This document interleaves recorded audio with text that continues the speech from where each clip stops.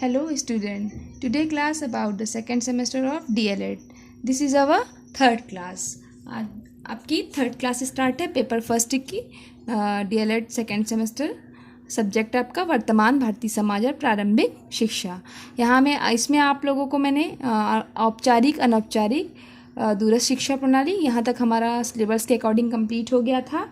अब हमें जो है नेक्स्ट आपका सिलेबस के अकॉर्डिंग गुरुकुल शिक्षा प्रणाली। गुरुकुल शिक्षा प्रणाली आज हम स्टार्ट करेंगे। तो सबसे पहले हम बेसिक सी चीज़ों को जानेंगे कि गुरुकुल शिक्षा प्रणाली अगर हमें पढ़ना है तो इसका अर्थ क्या होता है, गुरुकुल का अर्थ क्या होता है, उसको हम पढ़ेंगे, देखेंगे, समझेंगे। तो गुरुकुल का शाब्दिक अर्थ अगर हम जानें तो क्या होता है, गुरु का शाब्दिक अर्थ होता है गुरु का परिवार।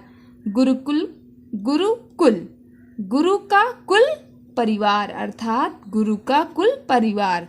अगर हम इसकी मीनिंग निकाल ली है तो अब आप समझ गए होंगे कि गुरुकुल शिक्षा प्रणाली में हमें क्या पढ़ना है। ठीक है, एक ऐसी शिक्षा प्रणाली जो पुरानी भारत में पुरानी शिक्षा प्रणाली थी। ठीक है, प्राचीन प्रणाली। ठीक है, स्टार्ट करते हैं। इस शिक्षा प्रणाली में विद्यार्थी अपने परिवार से दूर रहकर गुरु के परिवार का हिस्सा बनकर शिक्षा ग्रहण करता है। वही विद्यार्थी जहाँ निवास करते हैं वह क्या कहलाता है, आश्रम कहलाता है। ठीक है, गुरुकुल शिक्षा प्रणाली में हम क्या समझ रहे हैं कि इस शिक्षा प्रणाली में विद्यार्थी जो होता है वो अपने परिवार से दूर रहकर गुरु के परिवार का हिस्सा बन जाता है और वहीं रहकर अपनी स्टडी को कंप्लीट करता है। वो क्या कहलाती है, गुरुकुल शिक्षा प्रणाली। अब हम इसमें ये देखेंगे, आप कहेंगे कि मैम इसमें कौन कौन से विद्यार्थी हैं जो भाग लेते थे। तो हम देखेंगे इन आश्रमों में जो है दिवजों को शिक्षा दी जाती थी।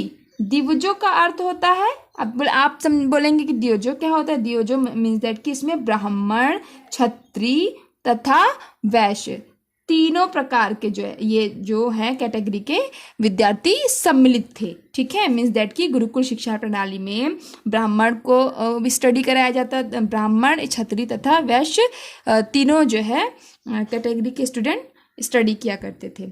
सबसे इम्पॉर्टेंट टॉपिक क्या है अगर हम इसमें देखें तो ये इम्पॉर्टेंट टॉपिक है कि आश्रमों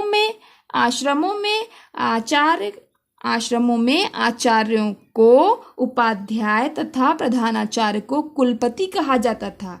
आचार्य मतलब शिक्षकों को आचार्य कहा जाता था। गुरुकुल शिक्षा प्रणाली में शिक्षकों को आचार्य कहा जाता था। तो जो आचार्य मीन्स जो शिक्षक थे उनको उपाध्याय कहा जाता था गुरुकुल शिक्षा प्रणाली में, तथा प्रधानाचार्य को कुलपति कहा जाता था। आगे हम देखें, जैसा कि यहाँ हम सबसे पहले यह समझने की कोशिश करेंगे कि प्राचीन काल में भारत में शिक्षा का किस प्रकार से प्रचलन था। मीन्स दैट कि गुरुकुल शिक्षा प्रणाली का किस प्रकार से जो है प्रचलन था। आज हम इसी को जानेंगे। ठीक है, जहाँ शिक्षा दी जाती थी उसे क्या कहा जाता था, गुरुकुल कहा जाता था। और सबसे जानने वाली बात यह है कि उस समय जो भी शिक्षा होती थी, ली जाती थी, वह निशुल्क हुआ करती थी। मीन्स दैट उस समय की जो शिक्षा थी वो निशुल्क हुआ करती थी, उसमें विद्यार्थियों को कोई पैसा नहीं देना होता था। तो अब कहने वाली बात है, क्वेश्चन यहाँ क्या पुटअप हो रहा है कि जो भी शिक्षा ली जाती थी उसकी फीस कहाँ से आती थी, भरपाया कहाँ से हो पाता था, क्या वो गुरु दिया करते थे?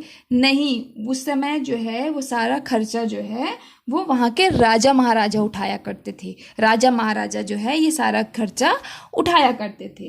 अब समझने वाली बात यह है कि यहाँ जो विद्यार्थी थे वो कौन सी एज के रहते थे जब अपने परिवार से दूर हुआ करते थे। तो 11 से 12 वर्ष के जो विद्यार्थी थे जो हो जाते थे तब से वो गुरुकुल में चले जाते थे, आश्रमों में शिक्षा लेने के लिए चले जाते थे। उपनयन संस्कार से उनका स्टार्ट होता था तथा जो है उनका जब उपनयन संस्कार से स्टार्ट होती थी स्टडी तो जाकर वो समावर्तन तक कंप्लीट होता था। मीन्स दैट कि जैसे हमारे भारत में 16 संस्कार हैं तो उसमें से ये संस्कार हैं, उपनयन संस्कार भी सम्मिलित है तथा जो है समावर्तन संस्कार भी। तो उपनयन संस्कार मीन्स दैट कि जैसे कि गर्भावस्था से जो शिशु का गर्भावस्था स्टार्ट होता है वहाँ से लेकर जो है समावर्तन तक, मीन्स दैट कि वो जब जैसे कि हम कह सकते हैं कि ग्रेजुएट, आज के ज़माने में जो ग्रेजुएशन जिसे कहा जाता है, वहाँ तक की स्टडी जो है वहाँ शिष्य जो है लिया करते थे।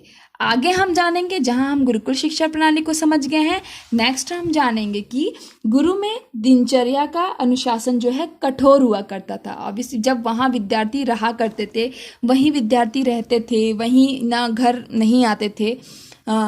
मतलब जैसे आप कॉमन सी बात है, इस ज़माने में क्या हो रहा है कि क्लासेस करके अटेंड करके घर चले जाया करते हैं विद्यार्थी, तो वहाँ ऐसा नहीं हुआ करता था। मैंने आपको पिछले टॉपिक में समझाया कि विद्यार्थी वहीं रहते थे, वहीं उनका खाना पीना रहना सोना सब कुछ जो है वहीं हुआ करता था। जब सब कुछ हुआ करता तो ऑब्वियसली बात है दिनचर्या पूरी एक रूटीन उनकी होगी काम करने की, तो वहाँ गुरु में दिनचर्या का जो अनुशासन था वो बहुत कठोर होता था। गुरु बहुत ही कठोर हुआ करते थे, किसके प्रति? दिनचर्या का जो था विद्यार्थियों का, उसके प्रति। ठीक है, तो सबसे पहले हम यहाँ अब ये समझेंगे, जब हम गुरुकुल शिक्षा प्रणाली को समझ गए हैं तो इसके आगे हम क्या समझेंगे? गुरु के प्रति शिष्य का कर्तव्य। अब हम ये जानेंगे कि गुरुकुल शिक्षा प्रणाली में गुरु के प्रति शिष्य के क्या कर्तव्य थे।